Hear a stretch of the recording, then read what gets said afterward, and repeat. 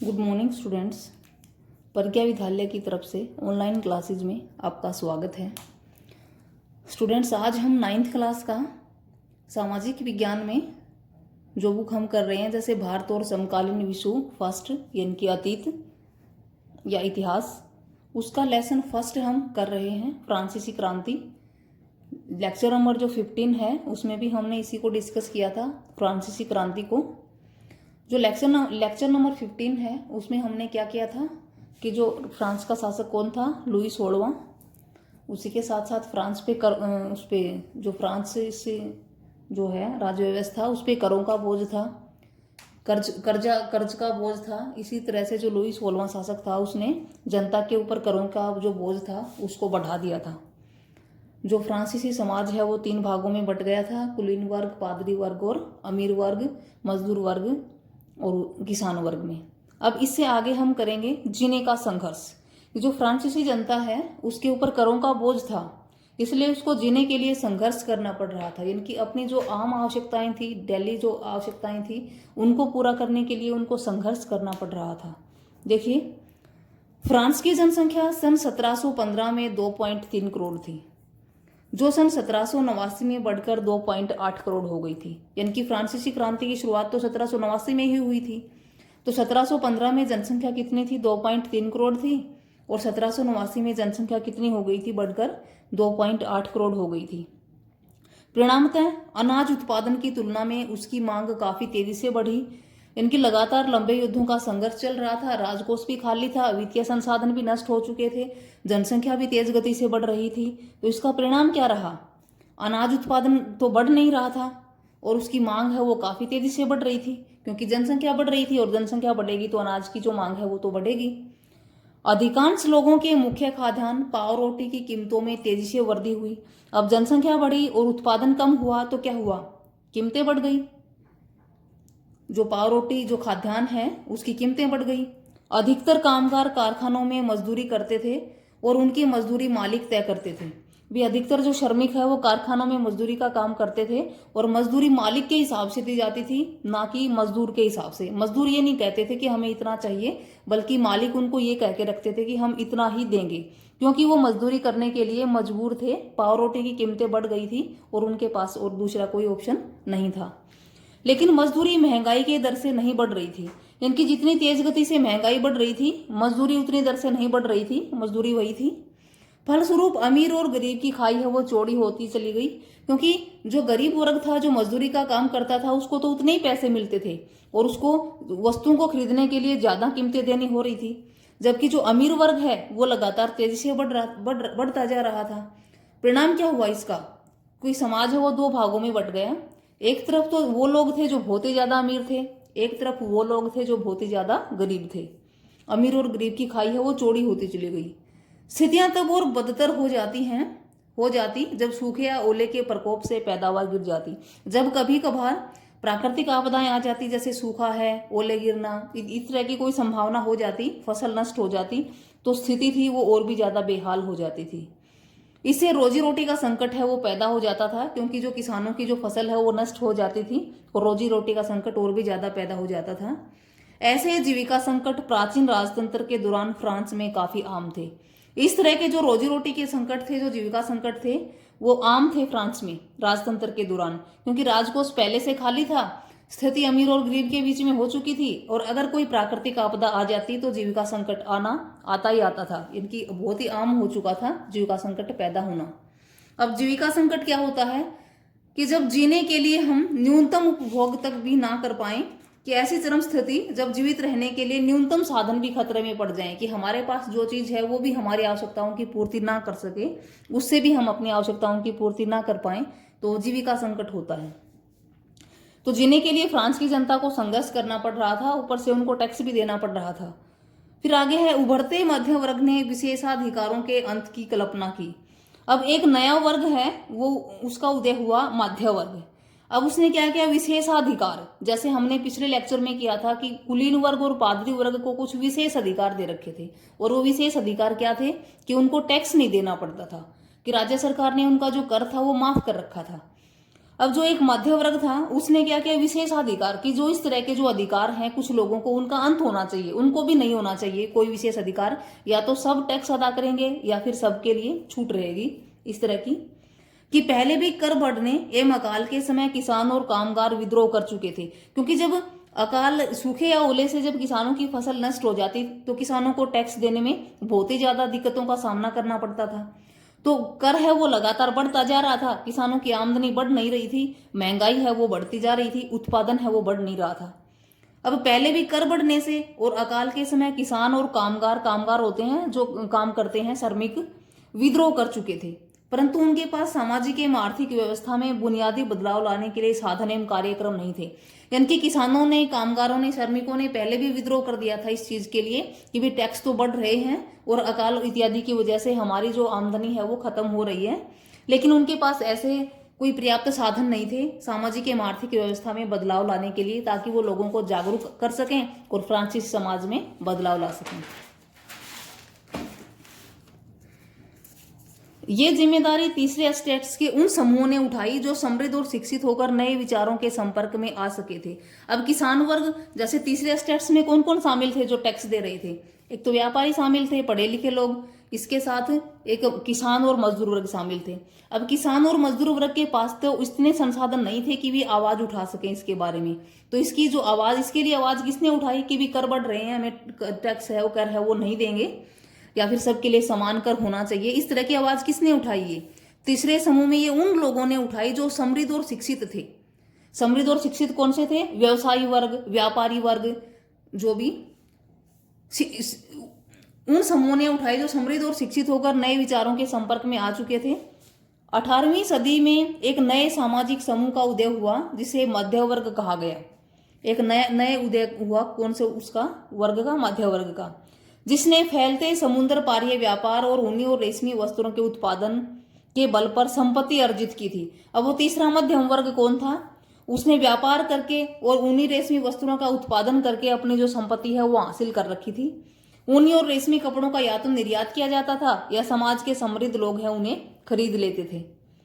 तीसरे स्टेट्स में इन सौदागरों व निर्माताओं के अलावा, यानी कि सौदागर होते हैं व्यापारी, और निर्माता जो उत्पादन करते थे ऊनी और रेशमी कपड़ों का, वो मध्य वर्ग था, मध्य वर्ग में शामिल थे ये सब। अब तीसरे स्टेट में सौदागरों, निर्माताओं, किसान और कामगार, इनके अलावा और भी लोग शामिल थे। वो कौन से थे? प्रशासनिक सेवा, प्रशासनिक सेवा में कौन से? जैसे IAS, IPS जो अधिकारी हैं वो भी तीसरे वर्ग में ही शामिल थे। वकील जैसे पेशेवर लोग भी शामिल थे। ये सभी पढ़े लिखे थे और इनका मानना था कि समाज में किसी भी समूह के पास जन्मना विशेषाधिकार नहीं होने चाहिए। जो प्रशासनिक सेवा में काम करते थे, जो वकील थे, ये सारे पढ़े लिखे लोग थे और ये समाज में बदलाव लाना चाहते थे। ये कहते, इनका मानना था कि कोई भी व्यक्ति है उसके पास जन्म से ही विशेषाधिकार नहीं होने चाहिए, जैसा कि कुलीन वर्ग और पादरी वर्ग के पास था कि जन्म से ही अधिकार था उनको कि उनको राज्य को टैक्स नहीं देना पड़ेगा। तो ये मानते थे कि इस तरह की जो वो है नहीं होनी चाहिए। किसी भी व्यक्ति की सामाजिक हैसियत का आधार उसकी योग्यता भी होनी चाहिए, कि अगर हम किसी व्यक्ति की सामाजिक हैसियत को देखते हैं, उसकी कोई छूट देखते हैं, तो उसके लिए कोई अयोग्यता होनी चाहिए, ये मानते थे। अब जो किसान और जो कामगार लोग थे उनके पास तो इतना जो आर्थिक साधन नहीं थे कि वो आवाज उठा सकें। आवाज किसने उठाई? मध्य वर्ग ने आवाज उठाई। इस मध्य वर्ग में कौन कौन शामिल थे? सौदागर, निर्माता, प्रशासनिक सेवा अधिकारी, वकील, इनके जितने भी पढ़े लिखे लोग थे उन्होंने समाज में बदलाव लाने के लिए। फिर स्वतंत्रता, समान नियमों और समान अवसरों के विचार पर आधारित समाज की यह परिकल्पना जॉन लॉक और ज्यां जोक रूसो जैसे दार्शनिक विचारों में प्रस्तुत की गई। अब जो ये दार्शनिक थे, जॉन लॉक है, जॉन जोक है, रूसो है, ये दार्शनिक थे जिन्होंने अपने विचार लिखे। दार्शनिक इनके फिलोसोफर थे जिन्होंने अपने विचार लिखे। किसके ऊपर?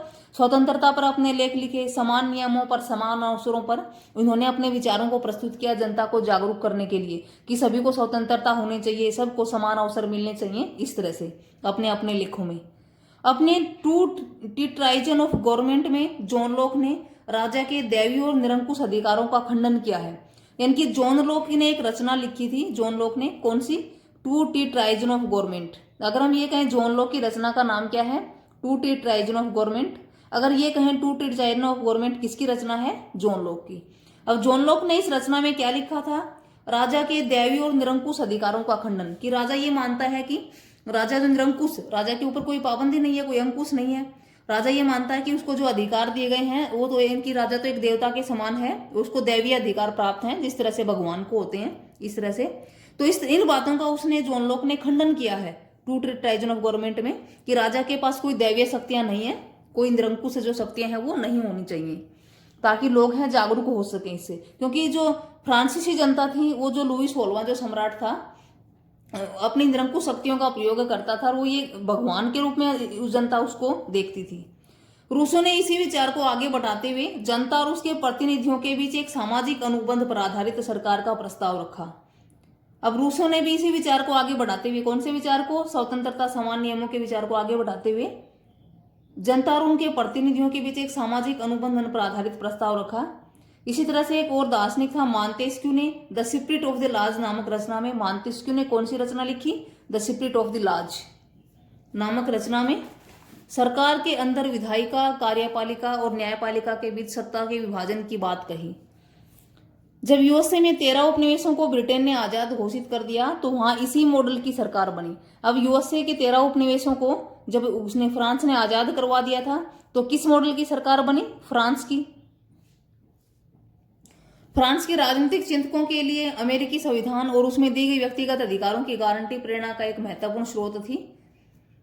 दार्शनिक के इन विचारों की गोष्ठियों में दार्शनिकों के, जो ये दार्शनिक थे जैसे रूसो था, मांतेस्क्यू, जॉन लॉक, जिन्होंने अपने अपने विचारों में कहा है, देवीय अधिकारों का खंडन किया है कि राजा कोई देवता नहीं है, कोई भगवान नहीं है कि उसी को ही पूजा जाए, ये सब लोगों को जागरूक करने के लिए था।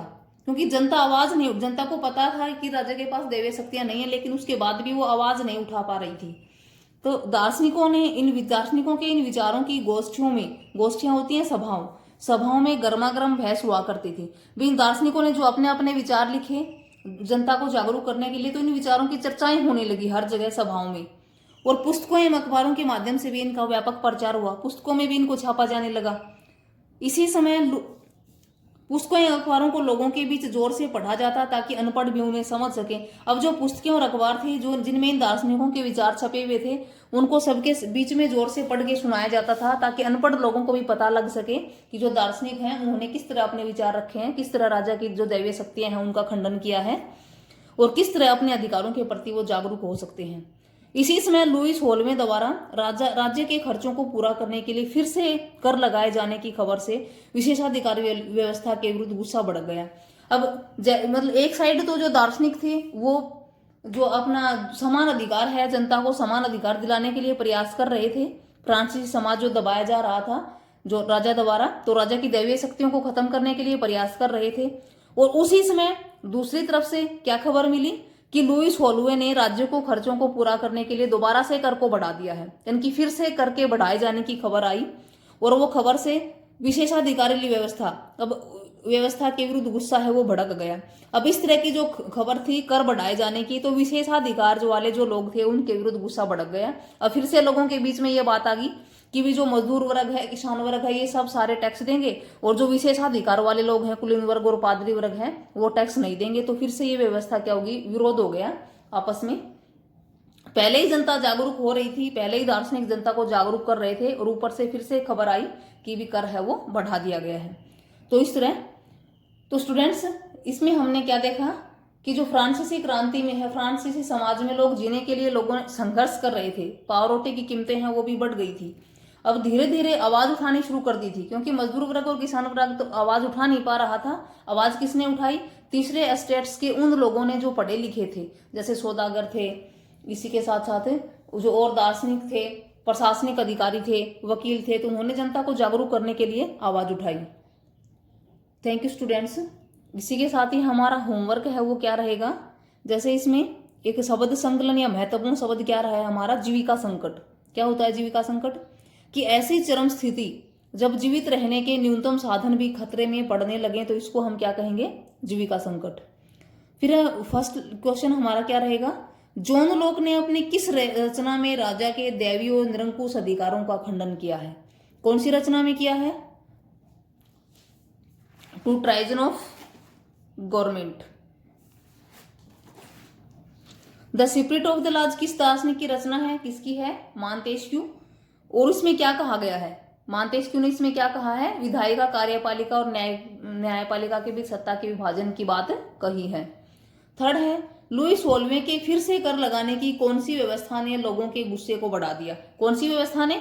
लुई 16वें द्वारा राज्य के खर्चों को पूरा करने के लिए फिर से कर लगाए जाने की खबर से विशेषाधिकार वाली व्यवस्था ने लोगों के गुस्से को बढ़ा दिया। क्योंकि लोगों का गुस्सा तो किस पे था? उन लोगों पे था जिनको विशेष अधिकार प्राप्त हैं। उनकी मांग क्या थी? या तो उनके अधिकार भी खत्म किए जाएं या फिर उनको भी विशेष अधिकार दिए जाएं। फिर है नेक्स्ट क्वेश्चन, फ्रांस की क्रांति में दार्शनिकों के विचारों ने किस प्रकार आग में घी डालने का काम किया? उनके विचारों को किस प्रकार जनसाधारण तक पहुंचाया गया? कि जो फ्रांस की क्रांति है उसमें दार्शनिकों ने अपने विचार रखे थे, तो किस तरह दार्शनिकों के विचारों ने आग में घी डालने का काम किया, यानी कि किस तरह फ्रांसीसी क्रांति को भड़काने का काम किया और लोगों तक ये बातें जनसाधारण तक कैसे पहुंची? आंसर क्या रहेगा कि लुई सरकार के निरंकुश शासन, एक तो जो लुई सरकार है उसका शासन निरंकुश था और जर्जर हो चुकी भूखी जनता, महंगाई की मार और अमीर गरीब की चोरी खाई और असुरक्षा की भावना से फ्रांस में क्रांति की आग सुलग रही थी। यानी कि सरकार अपने निरंकुश शासन को अपना रही थी, जनता है पहले से ही भूखी थी क्योंकि उसके वित्तीय संसाधन उनके नष्ट हो गए थे उसके, और जनता के ऊपर जो करों का जो बोझ है वो बढ़ता जा रहा था। महंगाई भी बढ़ गई थी, अमीर गरीब की खाई चोरी हो गई थी, सुरक्षा की कोई भावना दिखाई नहीं दे रही थी, असुरक्षा की भावना थी। तो इन सब बातों ने फ्रांसीसी क्रांति में आग सुलग रही थी। अब आग तो पहले से ही सुलग रही थी इन सब चीजों के लिए, यानी कि इन सब चीजों के लिए लोग भड़क तो पहले ही गए थे, लेकिन इस समय दार्शनिकों के विचारों ने आग में घी डालने का काम किया। लोगों को उनके विचारों में अपना भविष्य नजर आया, यानी कि लोग उनके विचारों को पढ़ के जागरूक हुए। लोगों को लगा कि जैसे अगर हम इन विचारों को फॉलो करेंगे तो भविष्य में हमें इस तरह की समस्याओं का सामना नहीं करना पड़ेगा। सभाओं में उनके विचारों की चर्चा होने लगी, पुस्तकों और अखबारों के माध्यम से विचारों का व्यापक प्रचार होने लगा और इस प्रकार उनके विचारों को जनसाधारण तक पहुंचाया गया। नेक्स्ट है, फ्रांसीसी क्रांति से पहले फ्रांस की स्थिति कैसी थी? 5 बिंदुओं पर विचार किए। जब फ्रांसीसी क्रांति शुरू हुई तो उससे पहले फ्रांस की स्थिति कैसी थी? फ्रांसीसी क्रांति से पहले फ्रांस की स्थिति है वो दयनीय थी, क्योंकि युद्ध तो लंबे समय से चले आ रहे थे। फ्रांस भारी कर्जे में डूबा हुआ था, उसके वित्तीय संसाधन नष्ट हो चुके थे। फ्रांस की जनता गरीबी के जाल में फंसी हुई थी, किसानों और गरीब जनता के बीच रोजी रोटी का संकट था और फ्रांस में सामंतवादी व्यवस्था है उसका बोलबाला था। Thank you students. तो होमवर्क में एक तो है आपका शब्द संकलन और 5 क्वेश्चन हैं, ये आपको राइट एंड लर्न करने हैं। और कहाँ? फेयर नोटबुक में। देखिए जो होमवर्क है फेयर नोटबुक में राइट एंड लर्न,